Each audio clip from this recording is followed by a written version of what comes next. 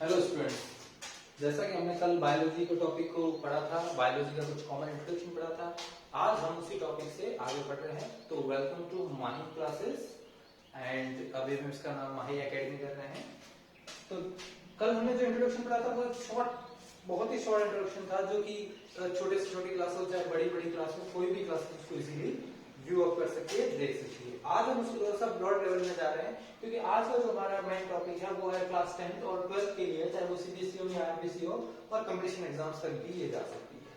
तो आज हमारा जो टॉपिक है वो उसी को आगे से बायोलॉजी को आगे इंट्रोड्यूस करते हैं। जैसे कि हमने तो पढ़ा था बायोलॉजी। बायोलॉजी के अंदर दो वर्ड बनते हैं। फर्स्ट इज बायो, मीन्स होता है लिविंग ऑर्गेनिज्म, और second word is logos, means to study or to knowledge.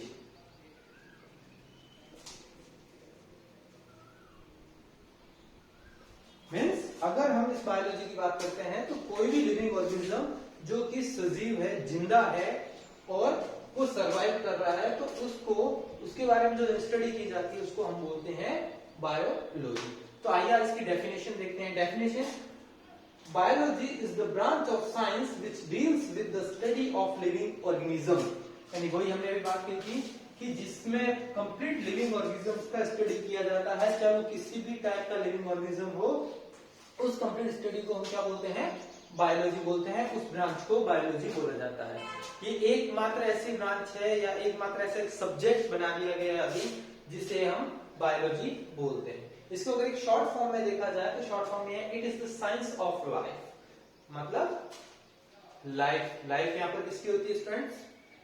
Living organisms की। तो लिविंग ऑर्गेनिजम्स की जो लाइफ को सरवाइव करने के लिए जो स्टडी की जाती है, उसी को साइंस को हम क्या बोलते हैं? बायोलॉजी बोलते हैं। तो ये था हमारे बायो का कॉमन इंट्रोडक्शन। अभी हम बात करते हैं फादर ऑफ बायोलॉजी। जैसा कि अगर हम बात करें बहुत कई हजार साल पहले की बात कर लेते हैं, तो Aristotle is the father of biology, जिसको अपन कॉमनली अरस्तु बोला जाता है। इसे काफी जगह हम अरस्तु कहते हैं। फादर को हम यहाँ पर कहते हैं जनक। हिंदी में इसको क्या बोला जाता है? जनक बोला जाता है। ठीक है ना? तो जीव विज्ञान का जनक कौन है? अरस्तु है। ठीक है स्टूडेंट? अरस्तु का टाइम पीरियड देखें तो 384 to 322 BC, before Christ. Okay, तो ये इसका टाइम पीरियड है उस समय। तो अरस्तु, जिसको अपन एरिस्टोटल बोलते हैं, इन्होंने सबसे पहले लिविंग ऑर्गेनिजम्स के बारे में अप्रोक्सीमेट ऐसा माना जाता है 5000 एनिमल्स की डिफरेंट स्पीसीज के ऊपर एनालाइज किया, उसको रिसर्च किया, उसको कैरेक्टरवाइज सब कुछ डिफरेंशिएट क्रिएट करके, सब कुछ मतलब क्लासिफाइड करके उसको बनाया गया, और तब उसके बारे में पूरा इंट्रोडक्शन दिया गया जिसे बायोलॉजी बोला गया। लेकिन इन्होंने बायोलॉजी वर्ड नहीं दिया, ये बात याद रखना। जो बायोलॉजी टर्म दिया गया है उसके बारे में आगे बुक दे रखा है, लेकिन एक चीज टॉपिक और इन्होंने अपनी बुक लिखी थी जिसका नाम था हिस्टोरिया एनिमेलियम। बड़ा याद रखना, ये कंपटीशन एग्जाम्स में जो ऑब्जेक्टिव टाइप के क्वेश्चंस होते हैं उसके अंदर ये बहुत पूछे जाते हैं। आपको याद रखना है इस बुक का नाम क्या था? हिस्टोरिया एनिमेलियम। जो उसका ऑथर कौन था? अरिस्टोटल। ओके, इसके अंदर 5000 डिफरेंट स्पीसीज ऑफ एनिमल्स है ना, याद रखना, एनिमल्स वर्ड जरूर डिस्क्रिप्शन करें। तो एनिमल्स का कंप्लीट डिस्क्रिप्शन दिया गया था, 5000 different type of animals. Okay, उसके बाद में इसमें जो हम बात करते हैं term of biology, term biology यानी कि बायोलॉजी शब्द, बायोलॉजी शब्द दिया गया था लेमा, जो कि फ्रांस के थे, और ट्रेविलियनस, जो कि जर्मनी के थे। ठीक है ना? वापस याद रखिए, biology term was given by Lamarck, France, and Treviranus, Germany in 1802। तो अब हम बात करते हैं वापस कि डिस्कवर तो बहुत पहले हो गया था, बायोलॉजी के बारे में बहुत पहले पढ़ चुके थे, इंट्रोडक्शन काफी पहले हो चुका था, लेकिन जो ये वर्ड था बायोलॉजी वर्ड, ये एक पर्टिकुलर वर्ड, एक पर्टिकुलर किसी को जो कह सकते हैं एक्सप्लेन करता है। एक्चुअली बायोलॉजी ग्रीक वर्ड है, जो यूनान बोला जाता है, यूनान की लैंग्वेज को ग्रीक बोला जाता है। तो वहां की जो लैंग्वेज थी उस लैंग्वेज के अकॉर्डिंग बाद में उसको डिस्क्राइब किया गया था बायोलॉजी।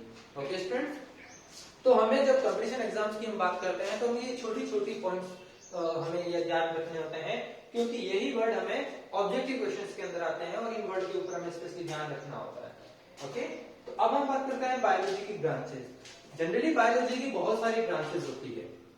ठीक है, बायोलॉजी की बहुत सारी ब्रांचेस होती है जिसके अंदर हम आगे डिफरेंसेस पढ़ेंगे, लेकिन अभी इसको जो मेन पार्ट में डिवाइड किया गया वो है दो पार्ट, बॉटनी एंड जूलॉजी।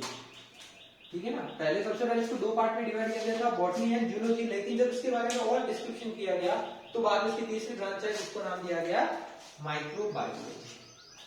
ठीक है, तो अभी यहाँ पर हम बात करते हैं बॉटनी, ठीक है ना, जिसको हिंदी में बोला जाता है वनस्पति विज्ञान।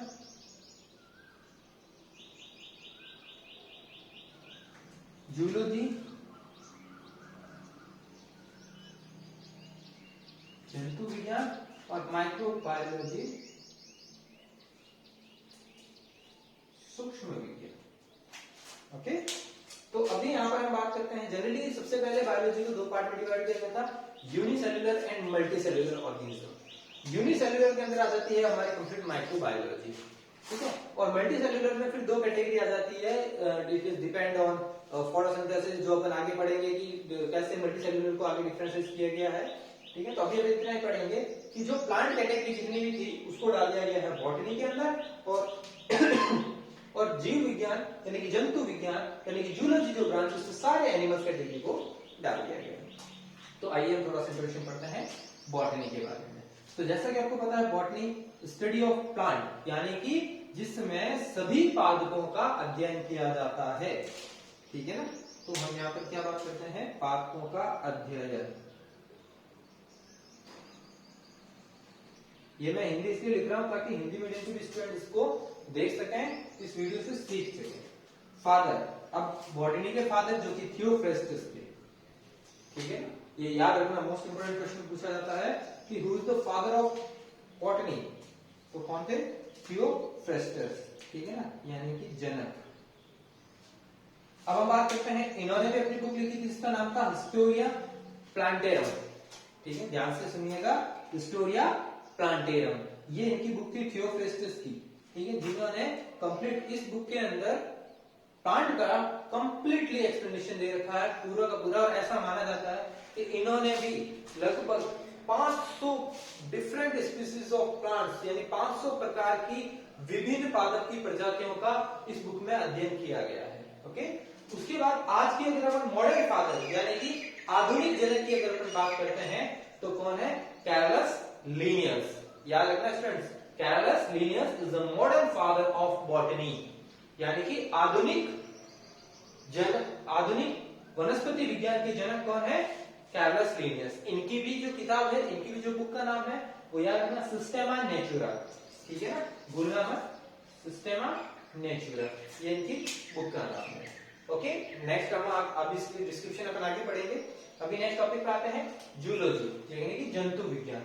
जंतु विज्ञान के बारे में अपन वैसे तो थोड़ा इंट्रोडक्शन दे ही चुके हैं, वही यहाँ पे सेम है, स्टडी ऑफ एनिमल्स, यानी इस ब्रांच के अंदर हम जितने भी ऑर्गेनिजम्स हैं उस कैटेगरी के अंदर जितने भी एनिमल्स आते हैं, चाहे वो किसी भी कैटेगरी के एनिमल्स हो, चाहे वो किसी भी सर्वाइवल के एनिमल्स हो, उन सबको हम किसमें डालते हैं, जूलॉजी के अंदर डाला जाता है। इसके फादर पढ़ ही चुके हैं, कौन है, एरिस्टोटल यानी कि अरस्तु। नेक्स्ट आता है माइक्रोबायोलॉजी। माइक्रोबायोलॉजी के अंदर कौन आता है, तो इसको अपन नॉर्मली बोलते हैं सूक्ष्म विज्ञान, यानी कि माइक्रो वर्ड हम किसके लिए यूज करते हैं बेटा, हाँ, माइक्रो मीन्स होता है सूक्ष्म, छोटे ऑर्गेनिज्म, है ना, और ये इतने छोटे होते हैं कि हम इनको विदाउट माइक्रोस्कोप नहीं देख पाते, यानी कि नेक्ड आई से हम विजिबल नहीं होगा, इसके लिए हमें माइक्रोस्कोप की रिक्वायरमेंट पड़ेगी, है ना, तो ये ध्यान रखना। तो माइक्रोस्कोप से जो देखा जाता है इसका मतलब ये यूनिसेलुलर हो गए, क्योंकि मल्टीसेलुलर को हम नेक्ड आई से इजीली देख सकते हैं, लेकिन यूनिसेलुलर को हम नेक्ड आई से नहीं देख सकते, इसीलिए इस कैटेगरी में कौन सी आ जाती है, माइक्रोबायोलॉजी। ओके स्टूडेंट्स, तो यहाँ पर माइक्रोबायोलॉजी के अंदर बात करते हैं तो study of unicellular organisms, okay, and इसके फादर है लुईस पास्चर, ये आपको ध्यान रखना है। अभी हमें ये पूरा का पूरा डिस्क्रिप्शन, एक छोटा सा डिस्क्रिप्शन पढ़ लेते हैं। बायोलॉजी क्या है, लिविंग ऑर्गेनिजम्स की स्टडी करना या उसके बारे में नॉलेज करना, है ना, branch of science which deals with the study of living organism, जितने भी लिविंग ऑर्गेनिज्म है, चाहे वो प्लांट है, चाहे वो एनिमल है, चाहे वो लिविंग माइक्रो ऑर्गेनिज्म है, चाहे वो यूनिसेलुलर है, मल्टीसेलुलर है, कोई फर्क नहीं पड़ता, सबका इंट्रोडक्शन हम बायोलॉजी में ही पढ़ेंगे। इसीलिए इसको शॉर्ट फॉर्म में दिया गया, it is the science of life, यानी कि जीवन का विज्ञान, इसका मतलब जिस विज्ञान में जीवन का अध्ययन किया जाता है। ओके, इसके फादर बायोलॉजी की बात करते हैं तो एरिस्टो, जिसको अपन एरिस्टोटल पढ़ते हैं, टाइम पीरियड याद है 384 टू 322 बीसी बिफोर क्राइस्ट, है ना। इन्होंने अपनी बुक लिखी थी हिस्टोरिया एनिमेलिया, ओके। इनकी बुक का नाम था हिस्टोरिया एनिमेलिया, जिसके अंदर 5000 विभिन्न एनिमल्स की स्पीसीज का डिस्क्रिप्शन किया गया है। बायोलॉजी टर्म लेमा जो कि फ्रांस के थे, ट्रेवियरस जो कि जर्मनी थे, 1802 के अंदर बायोलॉजी वर्ड दिया गया था, बायोलॉजी शब्द दिया गया था, ठीक है ना। इसको 3 भागों में डिवाइड किया गया। शुरुआत में 2 ही पार्ट थे, एंड में धीरे धीरे जाते 3 पार्ट बनाया गया, बॉटनी, जूलॉजी एंड माइक्रोबायोलॉजी। वनस्पति विज्ञान, जंतु विज्ञान और सूक्ष्म विज्ञान। वनस्पति विज्ञान के अंदर हम पादपों का अध्ययन करते हैं, स्टडी ऑफ प्लांट्स। जूलॉजी के अंदर हम स्टडी ऑफ एनिमल्स यानी जंतुओं का अध्ययन करते हैं।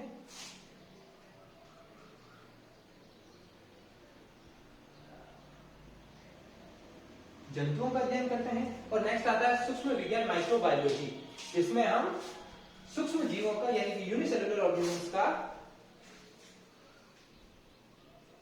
अध्ययन करते हैं।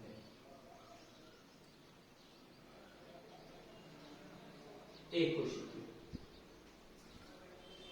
ओके। और जनक की अगर हम बात करें तो बॉटनी के बारे में पहले ध्यान रखना, जो एंशिएंट था उसके जो जनक है यानी कि सबसे पुरानी वनस्पति विज्ञान के जनक है वो है थियोफ्रिस्टस, जिनकी बुक थी हिस्टोरिया प्लांटेरम, ठीक है, जिसके अंदर 500 विभिन्न प्रकार के पादपों की प्रजातियों का अध्ययन किया गया था, ठीक है, different 500 species of plants, okay. And next is modern father, यानी कि मॉडर्न फादर का मतलब है आधुनिक वनस्पति विज्ञान के जनक, कैरलस लिनियस, जिसकी बुक थी Systema Naturae. Okay students, thank you.